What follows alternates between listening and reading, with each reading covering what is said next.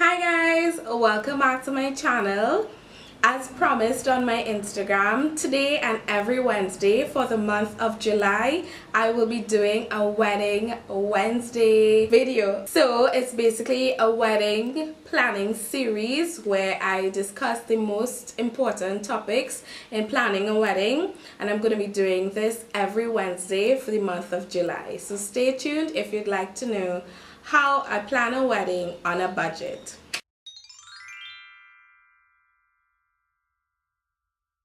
So I got married a couple months ago, and I had such an amazing time planning that I decided, you know what, let me create some videos for my fellow engaged women out there, or even men who would like to plan their own wedding and has to stick to a very strict budget. Number one, in order to stick to a budget, there must be a budget. So this first step is to sit down with your significant other and discuss the very hard topic of finances. You have to know what is your budget, because your budget has so many implications. Every single decision is based on your budget. So to help with sticking to a budget, what I would suggest is something that I found in one of the articles that I was reading up on, is choose 5 things that are most important to you and your spouse and spend your money on those 5 things. Number 2, depending on the season that you choose to get married in, it determines the price of items that you pay for. So the second step is set a date in a period where it's possibly off season, because there's a peak season for weddings and there's an off season for weddings. And to my family who live in temperate countries, I believe winter months are cheaper to have your weddings than in the summer or even the spring with the lovely weather and so on. So that could be something that you can think about. Additionally, in setting your date, things to think about is you want to give yourself enough time, possibly more than 6 months, to plan the wedding, because with every vendor you need to secure with a down payment. You don't want to have to plan your wedding in 1 month and have to secure a vendor, and then every minute you have to be taking out money or whatever to put to do a down payment. So it's best that you give yourself at least 6 months to plan the wedding, and that way you'd space out your vendor down payments. In addition, you'd give yourself enough time to do enough research to look for the vendor that is right for you and your spouse, because when you don't have enough time, you'll feel rushed and you'll just take what you get basically, and you will not be happy with the product. Also, on the point of setting a date and why it's so important, is there are certain things that you want to get done within a specific period of time.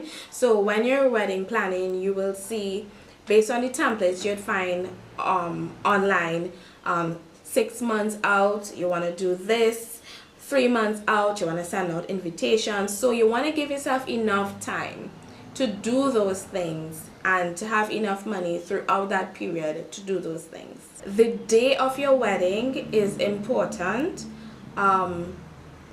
Saturday is the most expensive day you're going to be paying your vendors, and so during the week wedding perhaps may suit you. Step 3, get yourself a wedding planner. There are pre-made ones that you can find online, or even I think Arian Conjuran has a really good one, but because I'm creative, I wanted to create my own. So it's basically a wedding planner of my ideas, what I want for the wedding. I also kept my calendar of events. It also helped me with tracking who I have to meet, which vendor I have to meet, on what time, what day I need to pay a particular vendor before. Additionally, I took this on every single vendor meeting, because each of them asked, what is your theme? Do you have a picture that I can look at in order to get the gist of the wedding? And so this came in really handy. If you'd like to see a separate video, actually I may do that the very next video, getting your ideas in one place. Number 4, utilize the people in your family who are reliable and who are creative and actually do an aspect of wedding planning for your wedding. Reason being, every vendor, from the time you say I'm having a the price jumps from $1,000 to $10,000. I kid you not. I'm basing this off of Trinidad and Tobago dollars. So in the US it may go from $100 to $500, like just by saying ding.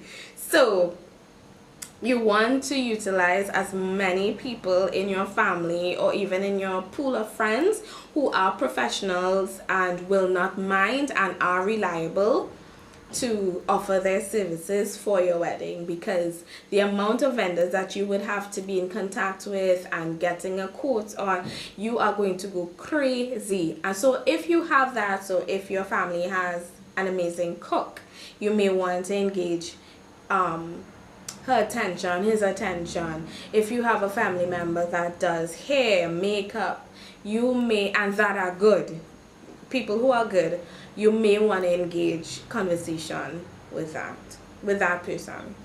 Number 5, so choosing a location is very important, and this will set the tone for how much money you're going to be spending. If you want to have it at a ranch or a garden as opposed to a hotel and a beach, so the theme and the location are important.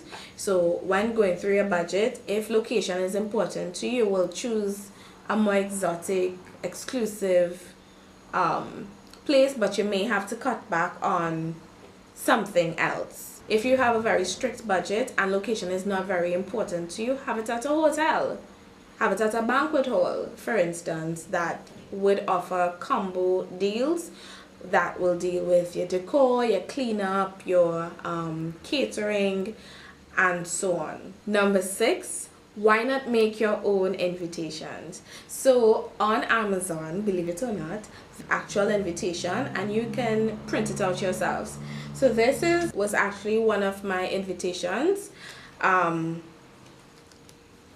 Is a gold laser cut invitation, jacket style, where I printed the invitation, and then I made separate cards on the inside for it. So invitations, while they're nice to look at and so on, they're very expensive.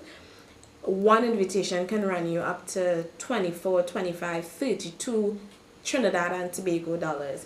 And when you really look at it, it's not really important, because after they get the invitation, sometimes people throw them away. So go online. There are lots of different templates, different colors, different styles that you can choose something that's fitting to your theme and your color scheme that would suit your personality and your fiance's personality, that is affordable, rather than having to engage a company to do your invitations. And you want to spend money in areas that actually count, where people will remember after your day. Nobody's gonna remember, oh my god, remember the invitations. On that note, you don't have to do the paper or hard copy version of an invitation. To supplement these, what I also did, I created a wedding website with thenot.com. If you want to see how I did that, you can request it down below and I'll be happy to show you an idea for a wedding website. Number 7, DIY. Do it yourself. If you're a creative person, do it yourself. There are a number of different projects that I did on my own and it came out beautifully. People were in awe when they saw them. But I did it myself. I literally went to the stores, bought my stuff, and it was an art and craft project that turned out beautifully. But then again, my theme was a rustic vibe. So depending on your theme, you may want to DIY certain aspects of your wedding. Because you've seen things a certain way all of your life, or seen movies and TV shows depicting wedding in one light, remember, a wedding is a reflection, or should be a reflection, of you and your significant other. If y'all are laid back, heck, do something laid back. No two weddings should look the same. A wedding should essentially bring your guests into your world. So you sit with your spouse and y'all discuss what is important to the both of you and do a wedding to your liking. So in that vein, what you can do to get ideas, you can go to several websites. Pinterest is your best friend. Also, there are other websites. You can Google, look up wedding ideas, and you'll see a whole bunch of different ideas and different inspirations that you and your significant other can go through and decide what's best for you. The next point, do your own decor. What you can do, however, is instead of renting everything from a vendor or from several vendors, you can purchase perhaps some of the items that you can possibly see yourself using or possibly renting in the future. For me, I purchased all the mason jars, all the lighting fixtures, all picture frames. These are things that I chose to purchase that I can use after the wedding. Some of the stores that I frequented were Michael's. They had so much sale, it was ridiculous. The coupons, you gotta be on it. Have the app on your phone, and every time things you wanna look out for, 40% of your entire purchase is your best friend. Party City had a couple items, believe it or not. So check around Hobby Lobby, Etsy, Amazon, Joanne Fabric, but make sure those Joanne and Michael's, make sure you shop when you have a coupon. Another point that I can talk about is skip things that are not important to the both of you. So for instance, people say get a guest book. Guess what? I didn't, and it was quite fine. I did something in place. A favor. Nobody needs a favor for them to put it up on a shelf and not use it. What I did instead of a favor, I had photo booth come in. They took pictures and each guest were given a card of pictures that they took on the night of our wedding with our names and our wedding date. And they loved it, and I got a copy for myself in a book, and they were able to write a nice message for us. So things that weren't important, I skipped on, and that is a way you can save money. Nobody should let you know you have to do this and you have to do that. You do not have to do anything.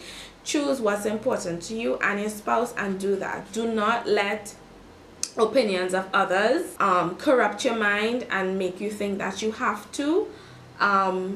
That's another point for another day, but basically it's about the two of you and there's life after a wedding. The key takeaway point, make a budget, stick to it, because your budget will determine what you can and cannot do on your wedding day.